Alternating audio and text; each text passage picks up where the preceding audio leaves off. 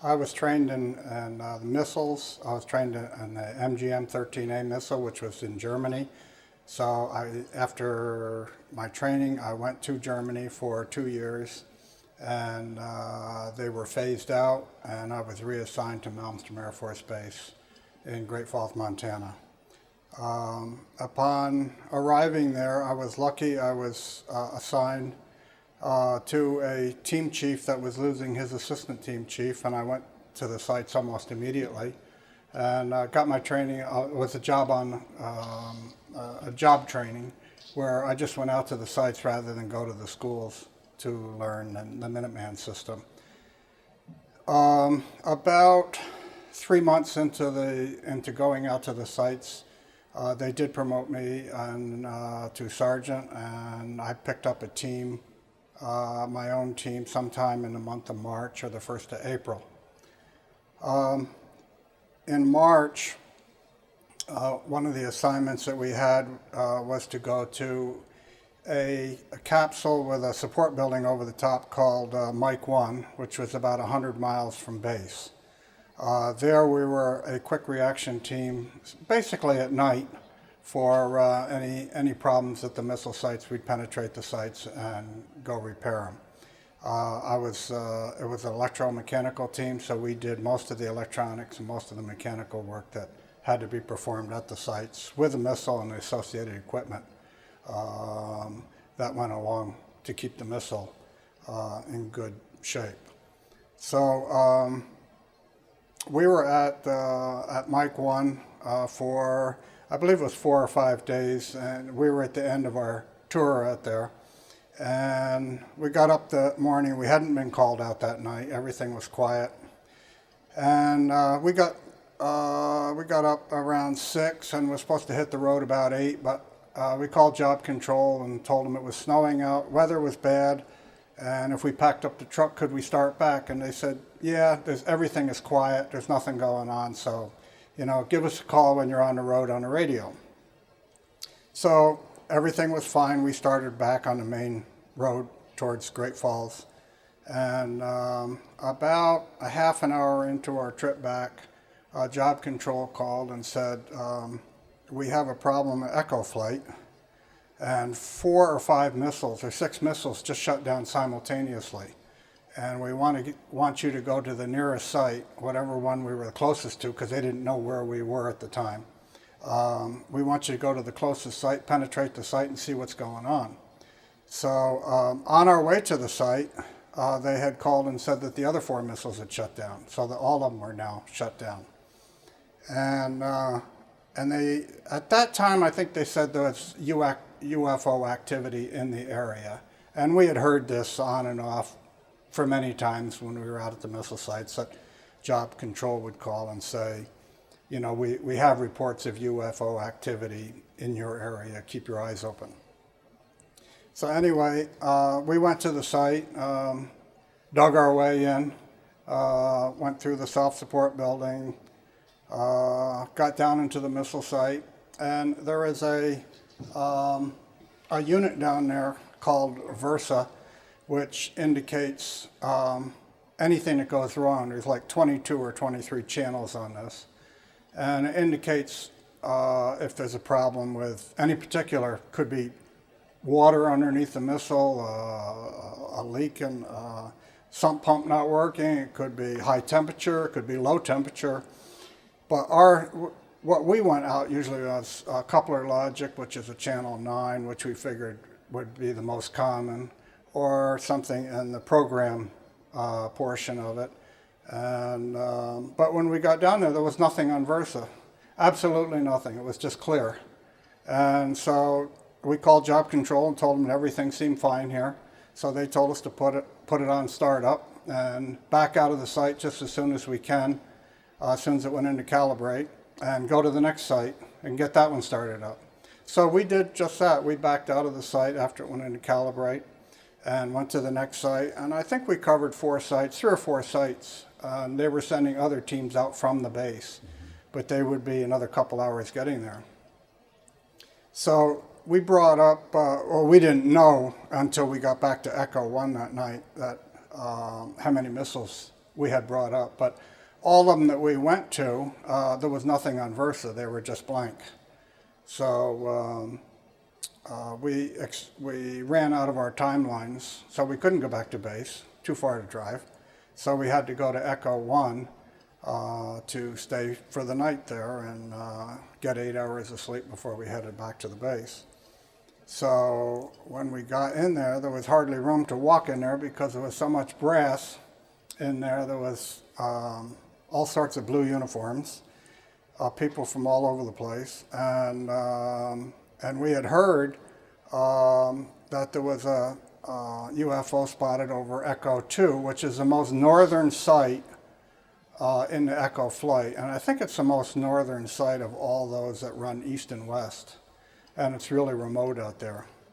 And the story that we had, that I had heard when I got back there, was that there was a camper team on site, which consists of 2 security guards in a pickup type camper, and one guard stays awake while the other one sleeps, and they just keep an eye on the site because security wouldn't set up. Now there's parabolic antennas, there's security locks, but something wasn't working right. And if it doesn't work right, that's when they send a team out to actually physically sit there and say that everything is okay. So it was early in the morning when one of the air policemen walked out of the camper. The perimeter lights were on, and it was snowing. And he looked out over the fence, and he could see snow coming down by the perimeter lights, but it wasn't snowing over top of his head. So he looked up, and there was a round object over top of his head, a large round object over top of his head. And he went back in and got his the other fellow up that was on site with him, and he came out, and they both looked at it, and it had moved over to the perimeter fence, so they could look at it from an angle. And then they weren't supposed to have a camera, but I guess one of them took pictures, and he hasn't seen his camera or his film since. And that was just a story that I had heard. The part about the camera I heard from another security guard at a later date.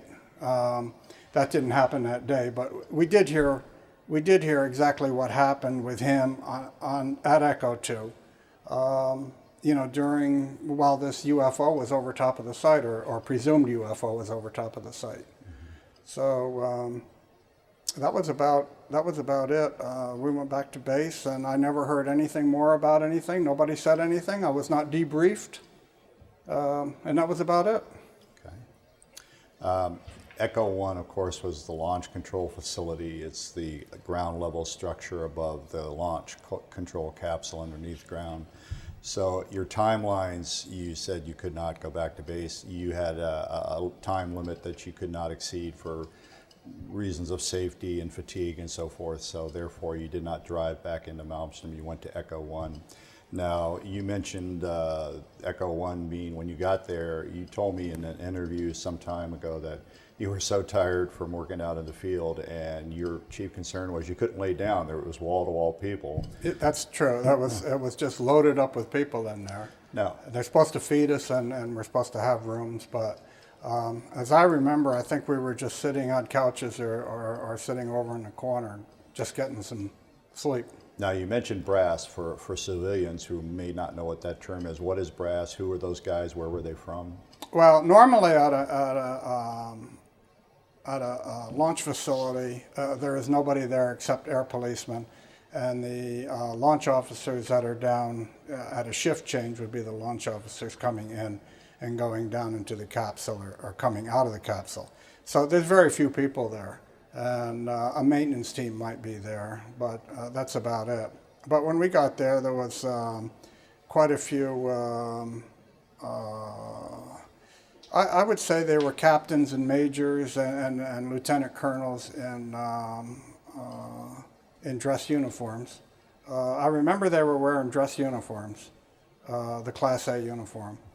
And they were just all milling around there, and everybody was just talking about UFOs over top of missile sites.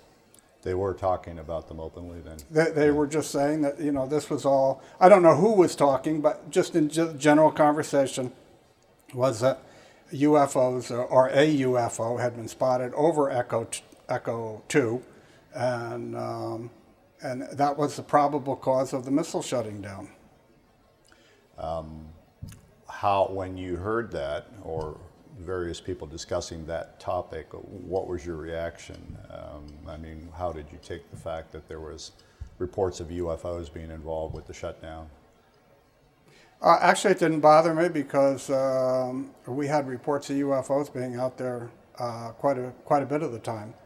And although I have never seen a particular unit, I've seen lights that indicate a UFO because they would come straight across the sky, stop. Montana's a big sky country, and it's very difficult to tell distance. And one of the little things that I'll tell you in a minute about distance will indicate that. But we would sit in the pickup trucks and we had a box lunch that we used to take out with us, and we used to eat during the calibrate sequence of bringing these missiles back up to go status. And and every once in a while somebody'd say, "Oh, look, there goes one now," and you'd see a light travel across the sky, stop, dead, and then go straight up or straight down or zigzag back and forth. And we had called the base, I know, a number of times in different places and said, "You got any helicopters out tonight?" "No, they don't fly at night. We don't have them out here."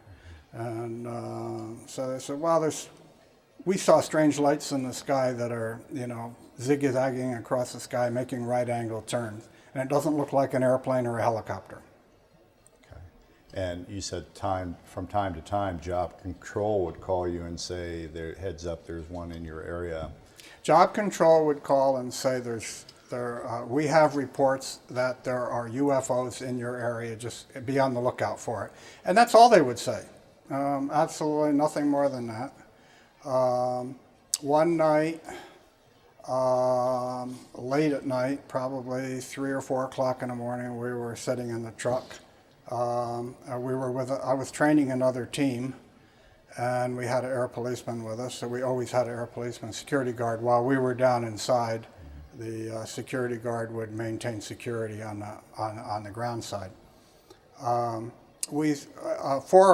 of us saw this light come down on top of a hill, come straight down, and then off to the right and to the left was a green light and a red light that went, or green light and a white light that went right out straight and stopped, and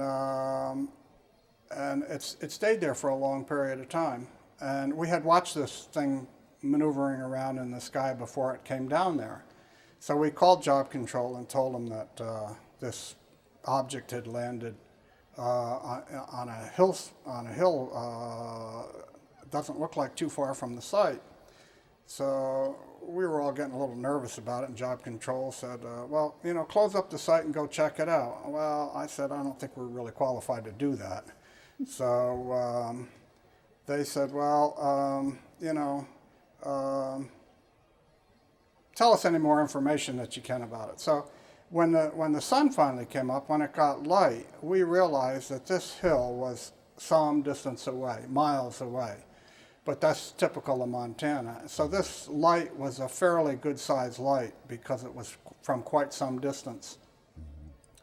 And I wouldn't have known how to get there anyway, because this was, out where there's probably no roads getting to it or anything like that. So I wouldn't have been able to find my way to it anyway. So, but that was one night that made me a little bit nervous because I thought it was a lot closer, right, in the dark, and it really wasn't.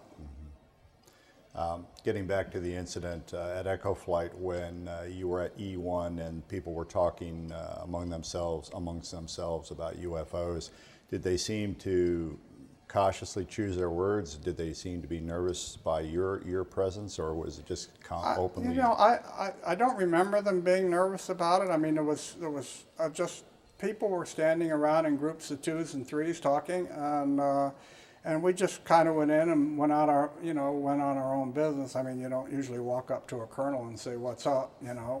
So we just went around our own business and went over and tried to get some sleep time so we could get back to base the next day. Right, right. And you said you were not debriefed. You went back to base. No one asked you to sign anything. Nobody said a word. Okay. It's now been well established, primarily through my own research, that 8 days later, the second flight went down at Oscar. That event was known, and I've linked it with another event that pretty much ties it into an 8-day gap between Echo flight going down and Oscar flight going down. Did you ever hear any scuttlebutt or rumors after this event about another event taking place at Oscar? The first time I'd heard about Oscar flight was about 3 years ago. Okay. I did not hear anything there at all. They kept it very compartmentalized. It was, and even I went to a military reunion for our troops that were stationed in Germany, and a few of them went to Montana, and not very many of them knew anything about it either. Okay. How did you actually end up hearing about the Oscar incident? Through you people. Okay. Okay. Just something. Well, I had read the Malmstrom incident on the web. Right. And because I was looking for some kind of a Malmstrom reunion to see if the 341st was going to meet anywhere, and I ran across this incident at Malmstrom. And I read it, and your name was on it, and this Salas was on it. So I contacted you, and then after reading some of the articles that were on the web about the knocking out of the missiles, they kept mentioning Oscar. Some of them were Oscar missiles, and I said, "See, this is not right." So I decided to contact you again, and I said, I don't have any memory of Oscar being knocked out on this. And that's when you informed me that this was 2 weeks later. Yeah, 8 days, and Bob Salas was the junior officer in the Oscar capsule. He was the Deputy Missile Combat Crew Commander. His missile commander that day is a man named Fred Mywald. He's now a retired colonel. Fred Mywald is on tape as verifying that this incident did take place. He was asleep in the Oscar capsule. His junior officer, Bob Salas, was at the controls. Suddenly, Bob gets a call from the guard topside at ground level saying there's an object hovering over the front gate of the launch control facility. And before Bob could respond to that, suddenly the missiles began dropping offline. And he very quickly woke up Mywald, later Colonel Mywald. And again, this is March of '67. Eventually, Bob, in 1995, decided to go public. He felt the public had a right to know about this dramatic event and the reality of UFOs, the fact that they were monitoring and tampering with nuclear weapons. So he went public on a program called Sightings. Around the same time, he got on audio tape in a conversation with Colonel Mywald, a confirmation that this did indeed take place. The colonel knew the exact site where the exact sequence of events and so on. And he verified it. He has more recently verified it to me on audio tape in 2011. But unlike Mr. Salas, Mywald is unwilling to really be on camera to discuss this in great detail. Whatever his reasons may be, he has resisted agreeing to being interviewed more than what he's already said. I do know, you mentioned, I think in our first interview, that the Oscar missiles, some of those were Minuteman II, I believe, and as opposed to Minuteman I's at the other flights, and you weren't qualified to really work on those? No, Minuteman Oscar A through O, when I was out there, okay, because they were making the switch at the time. When I was out there, it was Minuteman I and II. Okay, those I worked on. Then they were doing a Wing 6, what they called a Wing 6 conversion. Okay. And those I did not work on. Okay. Boeing which is the primary contractor for the Minuteman missile, it's been established. They sent in a team to investigate the Echo incident that you were involved in. And the engineer who headed that team, named Robert Kaminsky, in the late 90s went on the record as to what took place there. And what he said basically was, we got out to the site, we looked at all the missiles, we looked at all the electronics, all the software. We could not find any evidence of a conventional cause, a known cause, a prosaic cause. There had been some intermediate assessments, some preliminary assessments of what may have been the cause, but Robert Kaminsky of Boeing said unequivocally in audio taped interviews, in written letters to a researcher named Jim Klotz, that no evidence of any conventional failure was found. He further said that his liaison person at Malmstrom, the Boeing Air Force liaison, said UFOs were involved in this. That's the word we're getting, and told Kaminsky that. Shortly after Kaminsky got that word, he said that the Air Force called and issued a stop order. They were ordered to stop their investigation. They were ordered not to file a report. He said that was unprecedented. The customer, the Air Force, wants to know what the problem is with these missiles going down. In this case, they did not even want to report. They just wanted them to pack up and leave. So basically, it's quite clear they were trying to keep the lid on what was happening. Kaminsky had already gotten this call about his liaison saying there seems to have been a UFO involvement in this. Did you hear any rumors, any scuttlebutt that would suggest that Boeing was involved and they were told to back off and so on and so forth? No, but I got out of the Air Force in November of that year. Okay. And basically after the shutdown of Echo Flight, I didn't hear anything from anybody anymore. It was just, I just heard nothing. Okay. Nobody said anything. No, it was determined from all of us missile people that it must have been a UFO. I mean, we heard about them all the time out there, and if nothing is on Versa, whenever a missile goes down, it comes up on Versa, lets the capsule know what the problem is, so we go out there with the right tools to fix it, right, the right test equipment. And when you have nothing on Versa, it was very strange. The junior officer in the Echo capsule is now retired Colonel Walt Fiegel. And I interviewed Fiegel on tape. I have 3 hours of him on tape. And he said that he did indeed get a call from someone out in the field, a security guard, saying that there was a, quote, large round object hovering over one of the sites. I believe Fiegel did not remember that it was Echo 2. In any case, he was again about to say, what have you been drinking? And suddenly another missile dropped offline, another missile dropped offline, and so on. And Fiegel has said that he was getting Versa 9s, no-go 9 guidance and control failure readouts. And I said, well, Mr. Barlow, who was out in the field looking at some of the missiles, didn't see anything.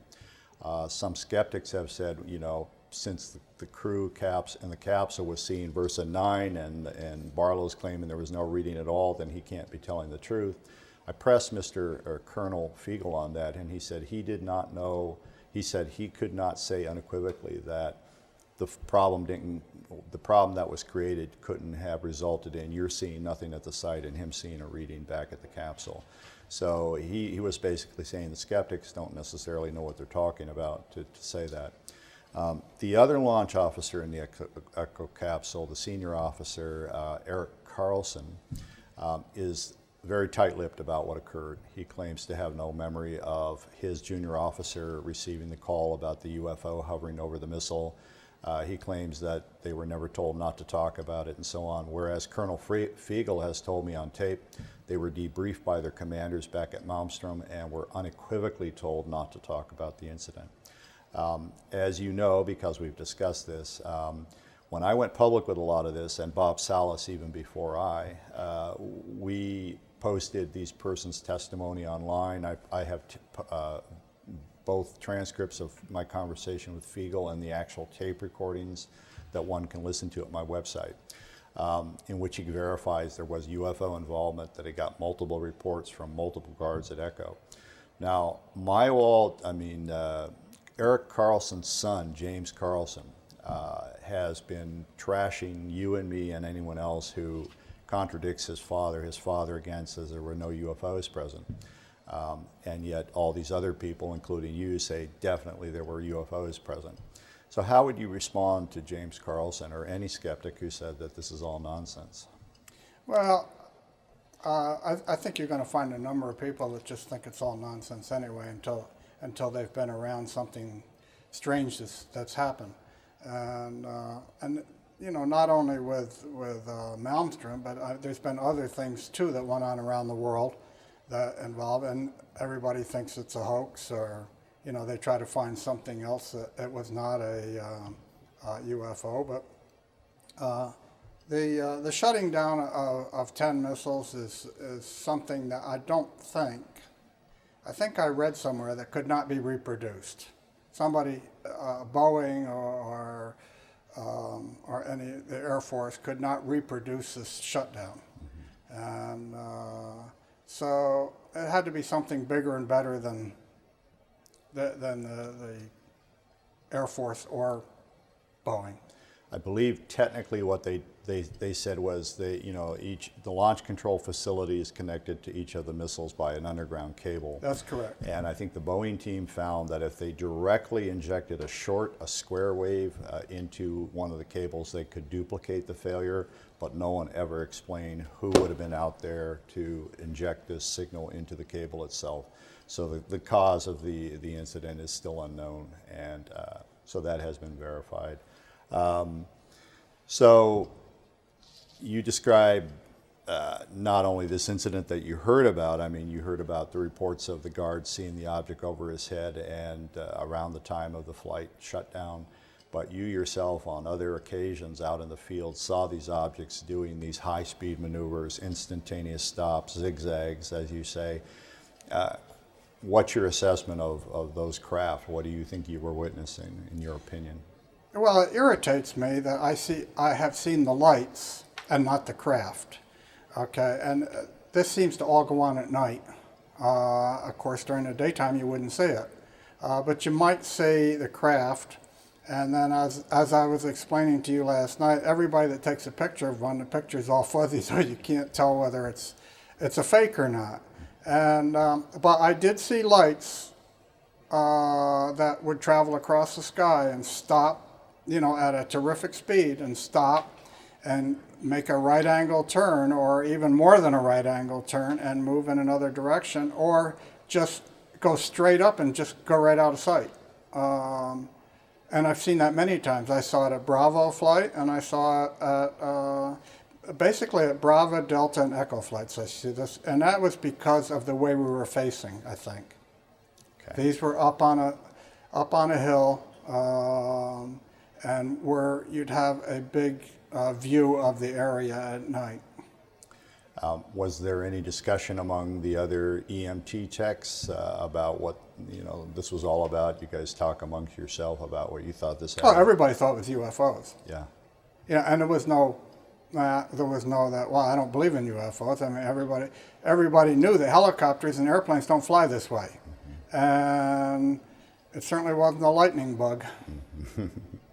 So among your peers, the other technicians who were out in the field working on the missiles, it was common knowledge that these things were there and real and seemingly had an interest in the missiles then. Well, it must have been common knowledge at the base, because we would get a call from the base saying that they were in the area. Right. And I know when we were down in the missile silos, anything to do with nuclear weapons runs a two-man concept. So there were two of us down in the missile silo, and I know that the guard that was left up there all by himself, the security guard, didn't like it very much when they got that call. Mm-hmm. What is if in fact these are something from somewhere else? I mean, you're describing craft that do things that no aircraft on Earth can do. The assumption would be they were from somewhere else. If this is true, and if whoever is flying these things have an interest in our nuclear weapons, How do you think the government should handle that? Do you think it should be kept secret indefinitely, or should the public be told? I mean, how do you view all this? I don't really know. I think that if people knew that for sure that there was extraterrestrials out there that were interfering with our defense system. I mean, some people say it's the Russians, probably the Russians say it's the Americans, but I think it might make some people nervous to the fact that, why aren't we doing something about this? And I could see why they wouldn't want to make contact with anybody on Earth, because we're such an aggressive bunch. We shoot first and ask questions later. So there's no making friends with anybody. And maybe they aren't friendly, who knows? But there's something more to this than they're either coming from the bottom of the ocean or they're coming from outer space. I don't know.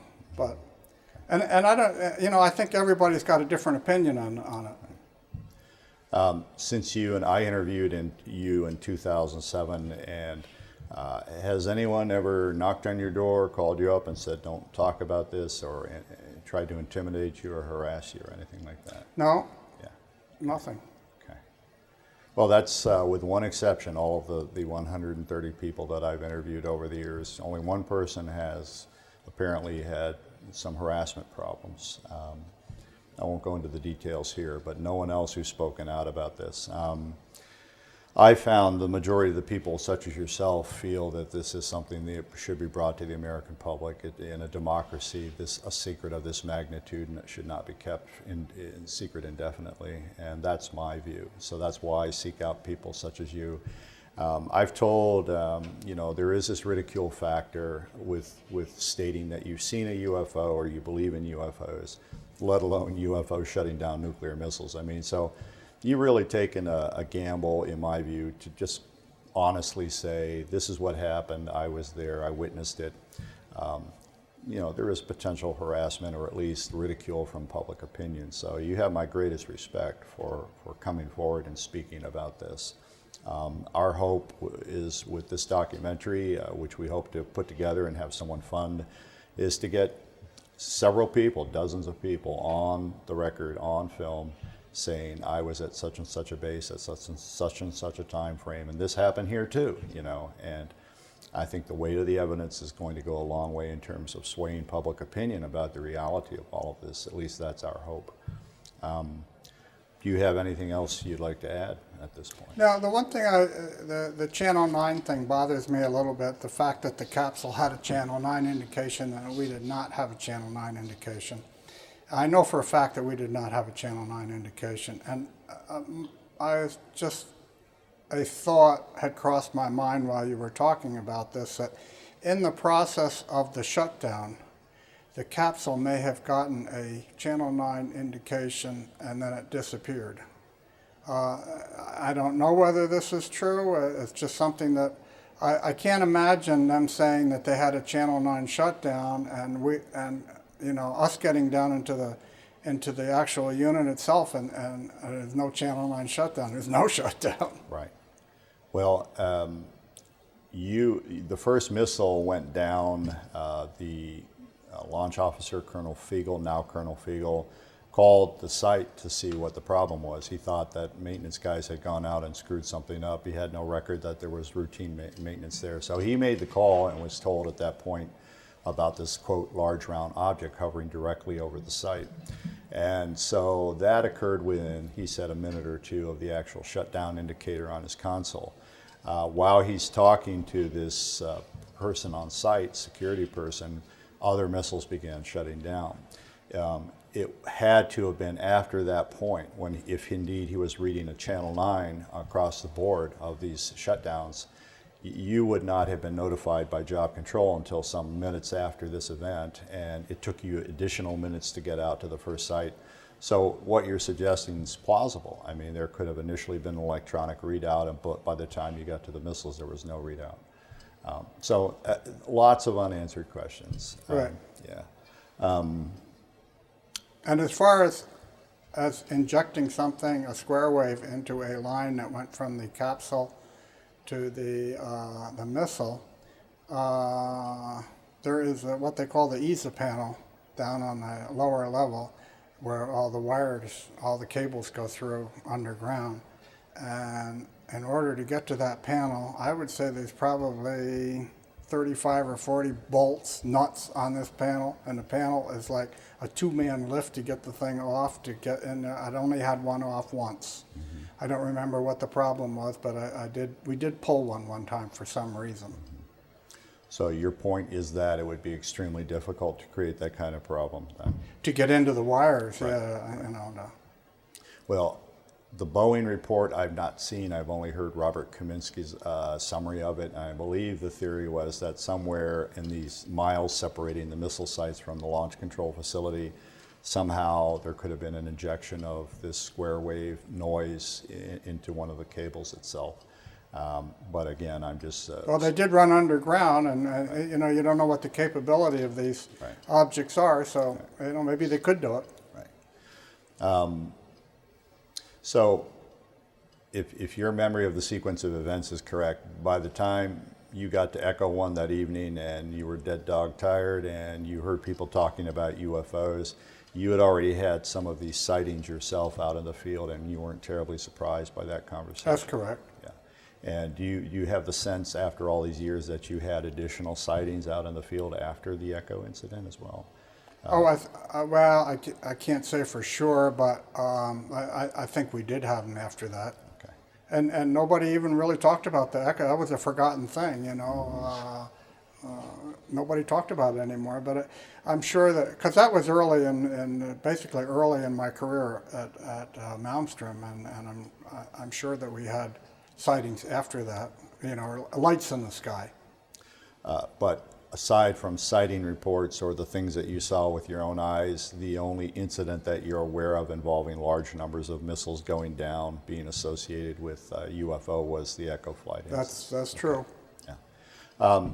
Well, as you know, Bob Salas, who was the junior officer in the Oscar capsule, he said, you know, we never heard about that. It was 8 days earlier. There was no talk, you know, within our group that, you know, the problem had occurred.